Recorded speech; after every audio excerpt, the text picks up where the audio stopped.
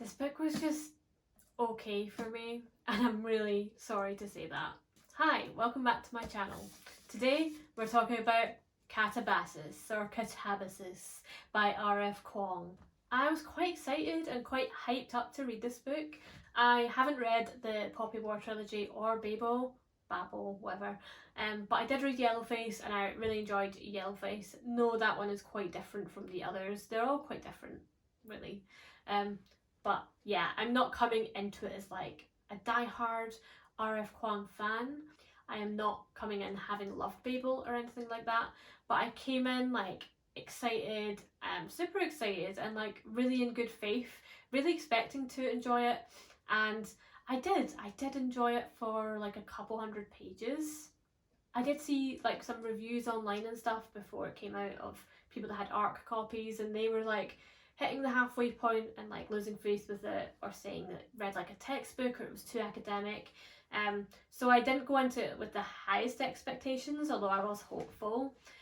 But you know, I read 100 pages, I read 200, I was loving it, I was really invested, really enjoying it. I didn't think it was too academic, I didn't think it was like a textbook, and like I didn't really know what they were talking about, but I was like, okay, well they said it kind of lost direction in the middle, so I guess it might, but maybe they just don't get it. And then I reached the middle and I was like, yeah, maybe I can see what they mean. And then I reached like the last third and I was like, oh god, yeah, this is starting to slog. And it was really disappointing, honestly. But I don't necessarily think it was bad because it was too academic or it made too many references to Dante or the Greek tragedies or anything like that.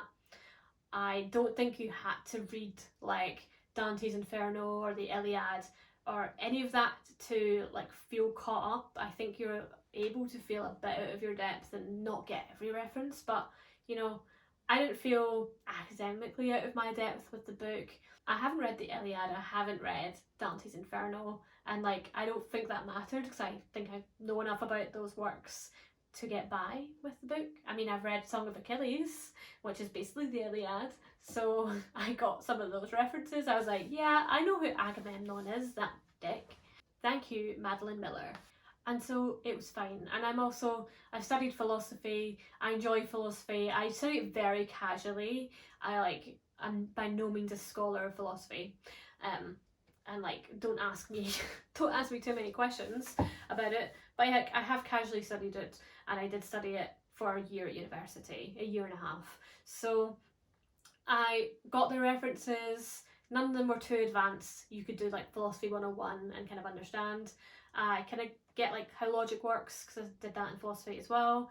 And like, yeah, I understood the magic system, even though there was lots of calculus and things like that. It never got too heavy for me to be like, oh god, this is a slog.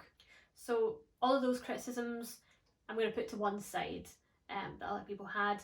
I think people like to say like, oh, RF Kuang just likes to show off like how intelligent she is, and like she is intelligent, but like this isn't good.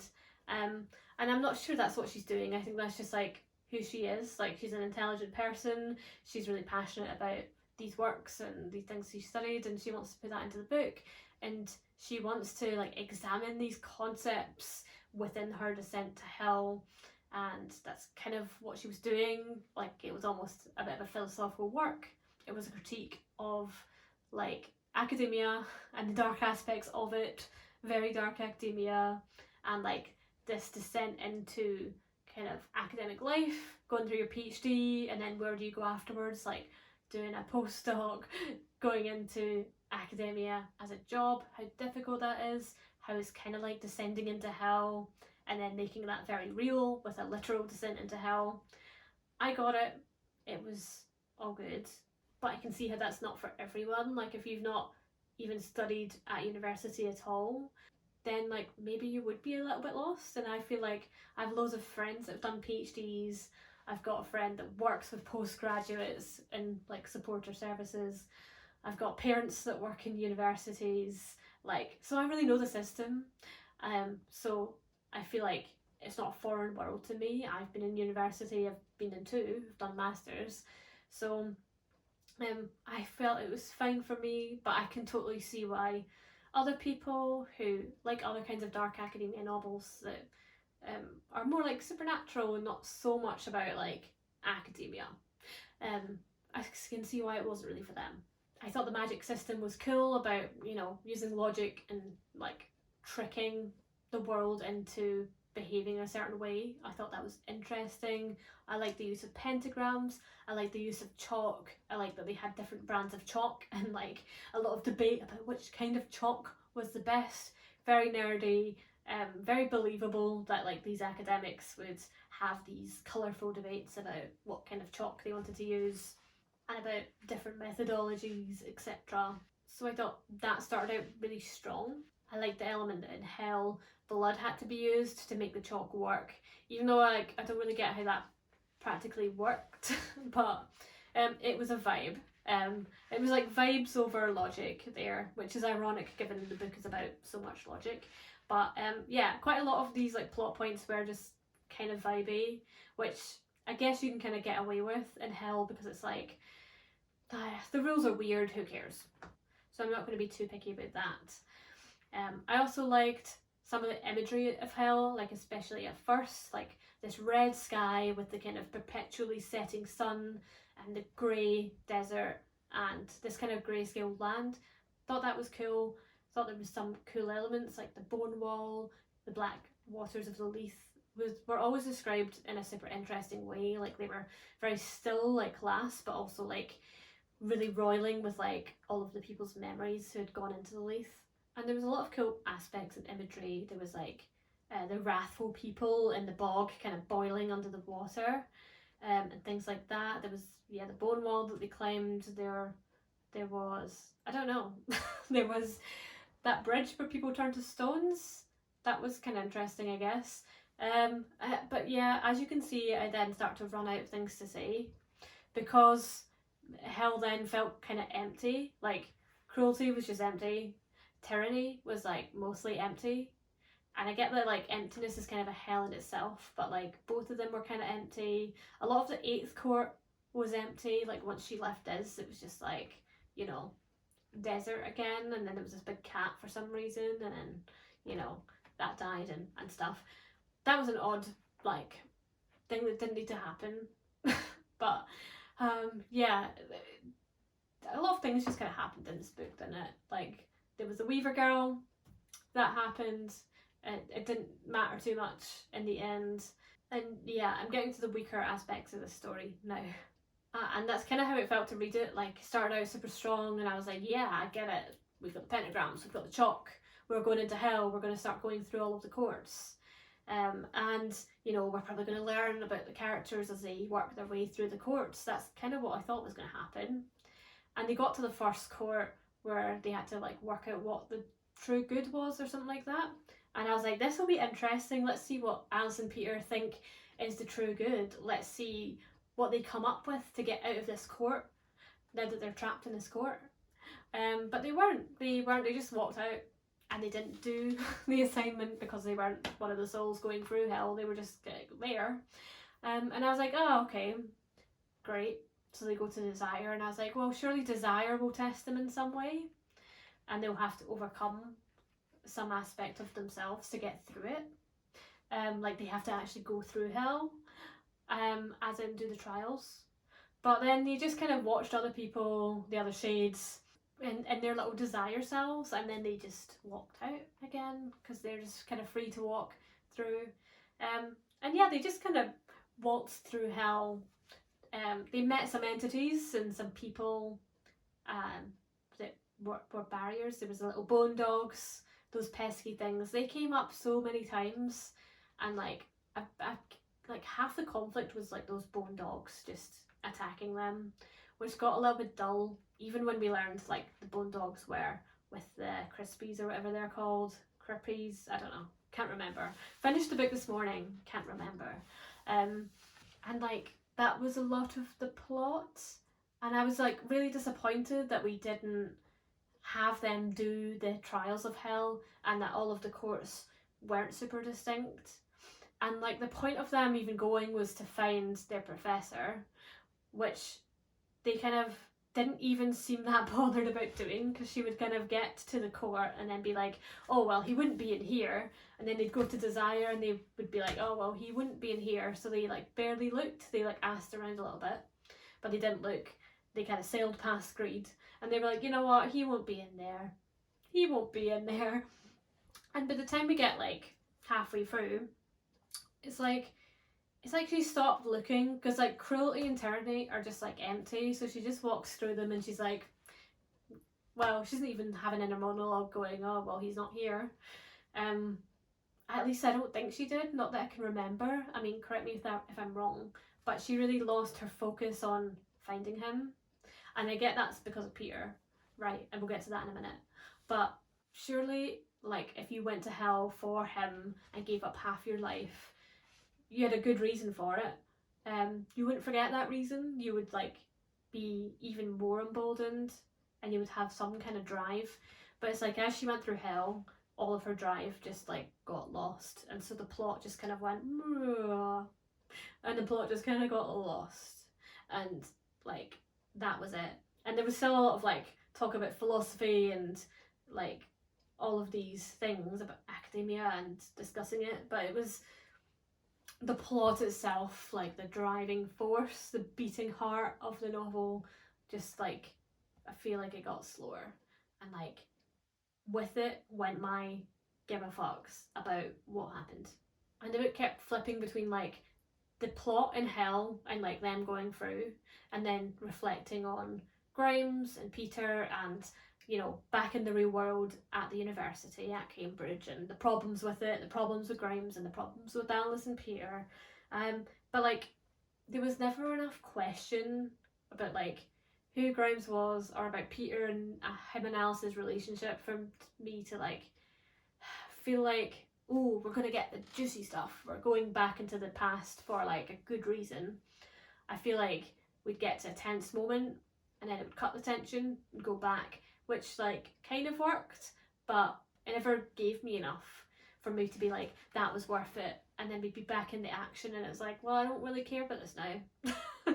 Or like, oh good, we're back in hell, maybe something interesting is going to happen. And then it just wasn't that interesting. In contrast, Ninth House has a flipping timeline, and you constantly flip back to see like what happened to Darlington or what happened to Alex, and like what happens to Alex in her past is kind of kept a mystery, and then Lee Bardugo flips back to it at this really action-packed moment, this really opportune time where it's like the reader has to know this now. And it works really well. It like makes it even more gripping and even more exciting. The payoff's amazing. It doesn't take too long and then you're back in the action. And pacing wise, it just worked really well to like, it worked to give you maximum emotional impact.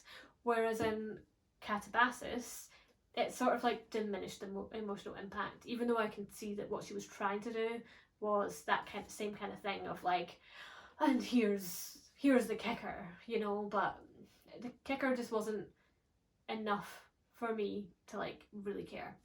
Another big issue I had, which is also kind of a pacing issue as well, is the love story. Like this book, the blurb, it sets out like Alice really needs to pass her like PhD or whatever, so she needs to go to hell to get her advisor back because she really needs him for this. And she's going to go with Peter, and they've got a bit of a rival, you know, thing going on, but it's a love story, and it's like to hell with love. That's like the tagline of the book, and RF Kuang has said it's like her take on a romance. So I'm reading it like, okay, Peter and Alice's relationship is one of the top two things in the blurb, and it's like a major part of the marketing of the book, as in to hell with love is the tagline. So you go in expecting a romance, and you get the two characters. They're kind of a frenemy situation going on because they're kind of academic rivals, which is a cool starting point. And it's very clear from like some of the subtext that they do have feelings for each other. The way she thinks about him, the way he's acted, that you can see in the flashbacks. You're like, yeah, they like each other, and you know, they start to journey through hell. They have some bonding moments early on. And then some things happen. They have a bit of a falling out because she doesn't trust him, and messes up with the whole Weaver Girl apples thing. And they've kind of worked that out, I guess, but that's not really a good payoff either. And then they end up in the trap, and you'd think that would be a good trial for them to overcome.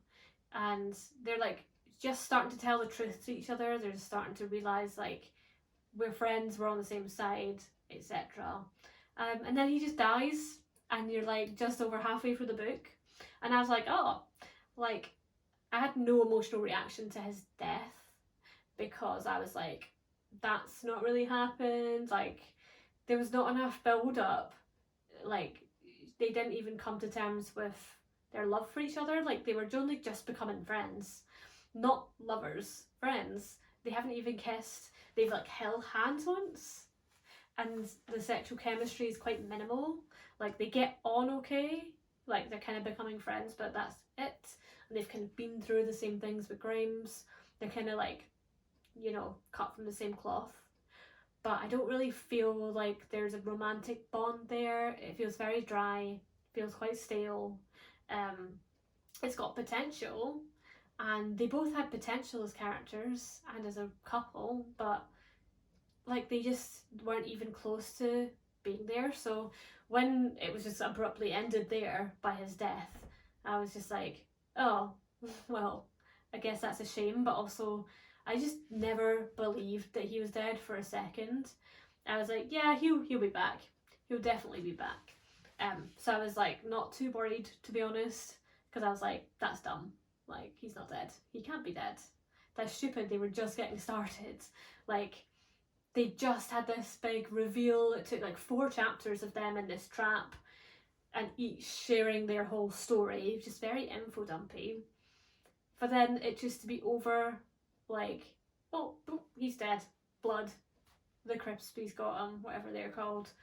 Like, okay. And then like several hundred more pages go by, and he's like still not back, and not, you know, come about in some way, some miraculous way. And I'm like, wait, is he actually just not coming back? Like, he's dead? He's dead? That's a bit naff. And then he comes back in like the last 20 pages or something, and they kiss, and they're like, I love you. And I'm like, huh? Like, I could maybe see them kissing and professing their love to each other at the end, if they actually finished the story together, like travelled through all of the 8 courts together. But they didn't. Their journey was really cut short, so just doesn't feel earned. And it's just not, it's like the romance trope of a happily ever after, when it was just not earned. Like, I would much rather have a tragic ending but at the end, not like a false tragedy in the middle. And then to make matters worse, and I mean, I guess this is a happy ending, but she barters to get their lifespans back, and they get some of the lifespans back. But I thought that was disappointing as well, because there should be consequences. I guess they get a quarter of their lifespan back. I don't know. They got half of half, which is a quarter, right? Which is better than nothing. But I really think that that consequence should have been held up, especially since that was set out as like, wow, they've sacrificed a lot at the beginning of the book. For them to just get that back feels a bit like I've been cheated as a reader. Like, I've had a lot of questions about that. So like, she was kind of presuming at the beginning of the novel that she would live to her 80s. So if she got half her life, then she would maybe have 30 years left, she guessed. But I was like, you know, you've got half your lifespan presuming you die a natural death in your 80s or 90s, which doesn't sound so bad. But like, what if you were destined to die like of cancer in your 40s? That would mean you only have like 5 to 10 years left, because that would be half of your like allotted lifespan. So like, figure me that. Like, and how would the death happen in that, when your time came, when half of your life was spent? Would it be like just drop dead, or would you have an accident, or would you develop cancer and then die at 50 or something? I don't know. I've got a lot of questions about how that would work. And I could see an ending, I kind of guessed an ending that would have been better, honestly, from the beginning, whereby they fall in love and they get back to the world, and they've, you know, just as they've discovered the true meaning of their life through this journey and this love for each other that's going to keep them going, they now tragically only have a short number of years to experience that, and like maybe even less than they thought. That would have been very romantic and tragic, and I would have loved that. That would have been like a tearjerker. Rather than this bullshit, he dies in the middle, we get together unearned at the end, and then all of a sudden, yes, we get our lives back. And I feel like maybe she's being satirical, because I feel like the tone of this novel, a lot of it was like a bit unserious, like it was a bit like Yellowface. I felt like there was a lot of satire in there, and it almost felt like the end of Spirited Away, like, which I love because it's kind of cheesy, but it's like, yay, she got the right answer, and she flies off and she's with Haku, except she leaves Haku, so it's quite tragic in Spirited Away, but it's still got this happy ending that's a little bit goofy but endearing. Whereas this was goofy and not in an endearing way. Like, she's like standing up to the big King Yama or whatever his name was, and she's just being quite sassy and like, you will give me this because this is a good deal, and then he does, and then she's like going out and he's like, no, look back, and she's like, really? And he's like, nah, you can look back, it's fine. Which is quite funny, and it's kind of a callback to Spirited Away, where he's like, don't look back, and it's very sincere, and she almost looks back and she doesn't, and she moves forward. Ah, beautiful, profound. This was just like, nah, it's fine. We could be profound, but we won't be. And I was like, okay, you can be unserious if you want, I guess, but I think that lack of seriousness in the tone, even though a lot of the book was very serious about like suicide and kind of assault, like abuse from the teacher, from the professor, really serious topics, you know, sexism, all those things, and then just kind of an unserious happy ending, tonally feels off, right? And then it's very academic. Well, it's got all of these academic references throughout, and then it's just like, woo, happily ever after. I don't know, I just didn't vibe with it, and I think quite a few people didn't vibe with it. I feel like I've ranted quite a lot, but I've got like quite a few random notes here that are just rants, mini rants, so let me see if I've missed anything. And this is just going to be kind of bullet point style. Grimes didn't confront Alice about killing him. Okay, so at the end, just when she's kind of forgotten all about Grimes and kind of doesn't give a fuck about him anymore, King Yama brings him back so she can have this confrontation. And like, he doesn't even, like, he knows that she killed him. He kind of realised it in that moment where they made eye contact just before he exploded. At least I think he did. I think I remember reading that. And you know, I think he put two and two together. He was smart enough to. But in this moment, and her guilt about killing him and Peter's guilt about killing him as well, is quite a big part of their motivational drive to get Grimes in the first place. And it's just not discussed in this final showdown. And it's like, Grimes doesn't really care that he's lost his life. He's like pretty much just a ghost in the afterlife, and like that's his life now. He doesn't care about the world of the living or the issues with that anymore. But I would have expected like him to be like, oh, you bitch, at least in kind of a satirical, jokey kind of way, but it's just not mentioned at all, which felt like a bit of an oversight. I've written, not enough hell, than not interesting. Yeah, I wanted to see more hell. I wanted to see them working through the courts. I wanted really distinct imagery throughout hell and for all the courts to be distinct, which they weren't. I did like some of the imagery, like the wrathful people in the bog, but I feel like that description of the bog lasted for like a page, and then it was back to the usual other stuff. So all of the mentions of hell felt like quite brief, and we were only like at Greed. We were like halfway through at like page 217. We were still just passing Greed in the boat, and I was just like, when are we going to get to like the good stuff, like the demons, Satan?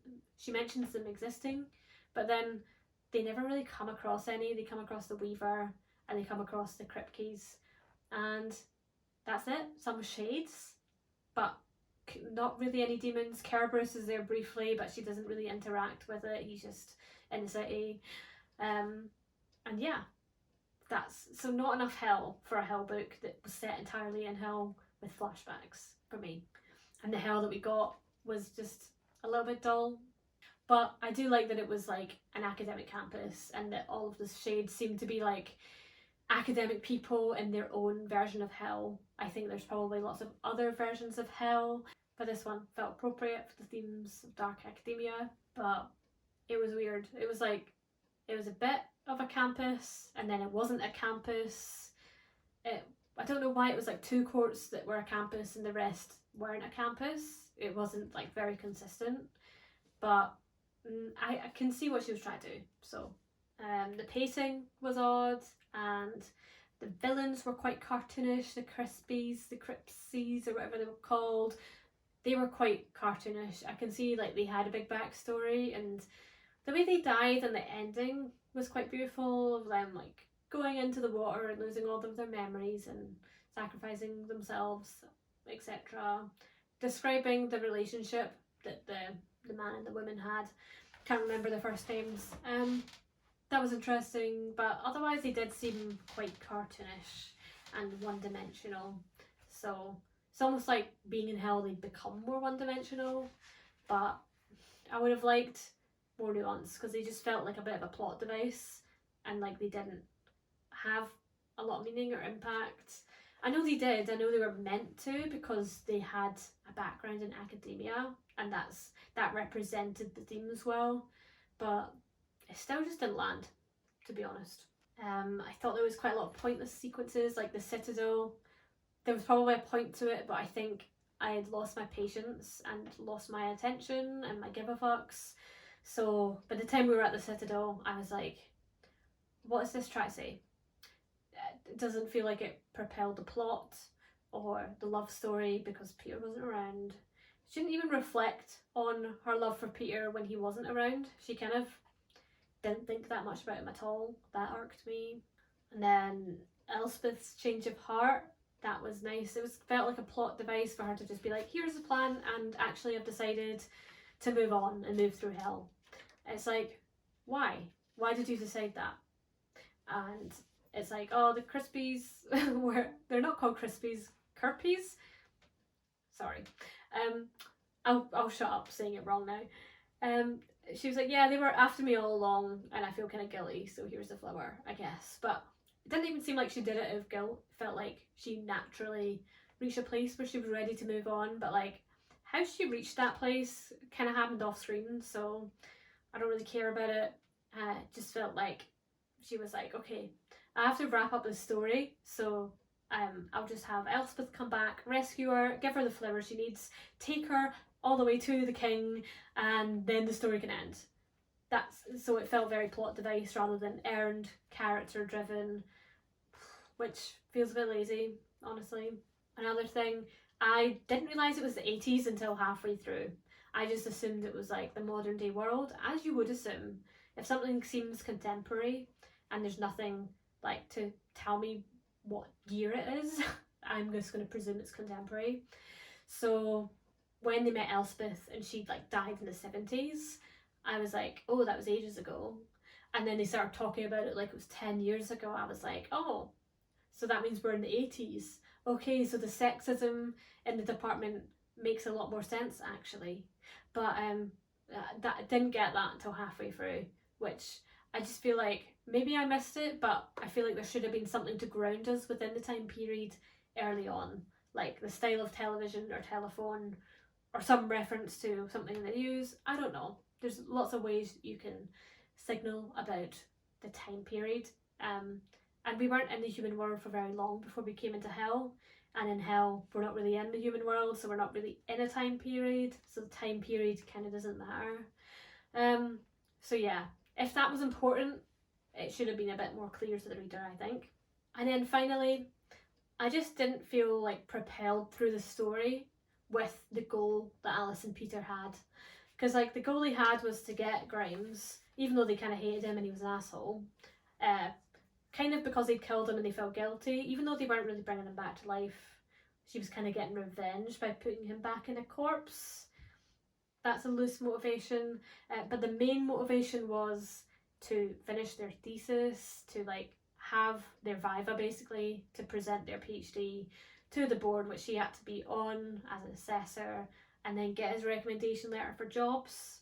I sort of feel like if your advisor died, you wouldn't be completely fucked in that situation. Like the university would have a workaround and it would be okay. Like everyone still knows he was your advisor.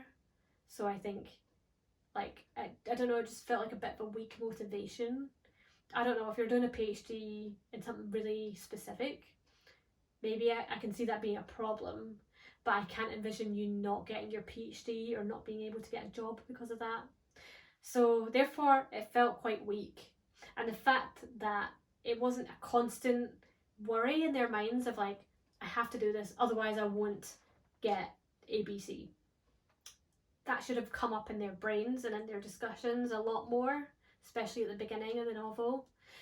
And then she really stopped caring about that, and I can see why she stopped caring about that as she travelled through hell, as she lost Peter, as she came to terms with how abusive Grimes was.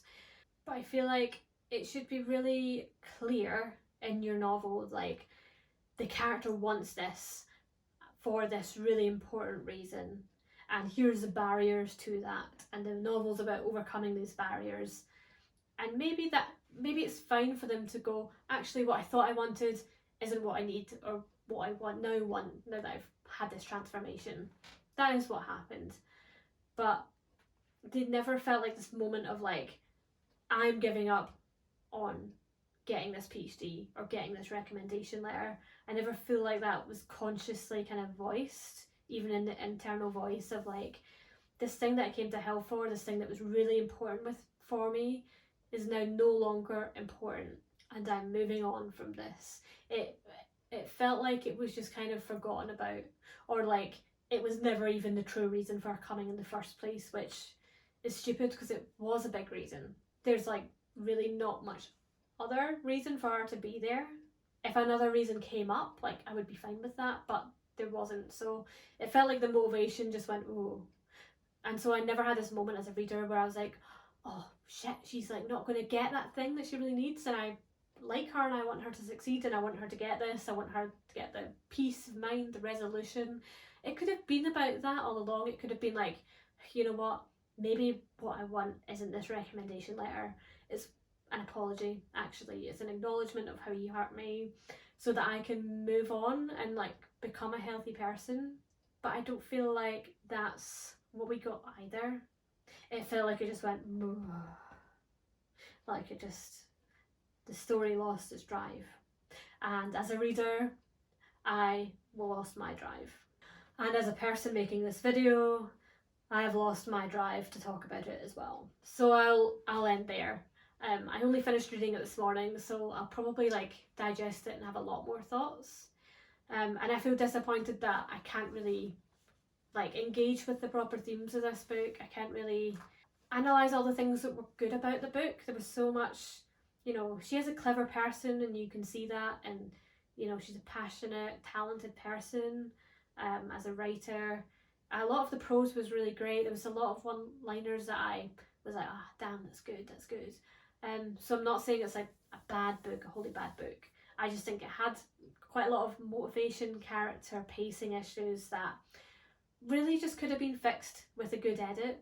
I think RF Kuang is so successful, she's so popular, this book was always going to sell well, and you know, she's so passionate, but I think as a writer you can like be blind to your own project a little bit, and she's you can tell she's having fun talking about all of these things that she's interested in academically, and she's a little bit like, ooh, all over the place, and she needs a good editor to like rein it in and be like, that's great, but we need to tighten up the pacing, tighten up the plot, like what actually happens and how we reveal the world.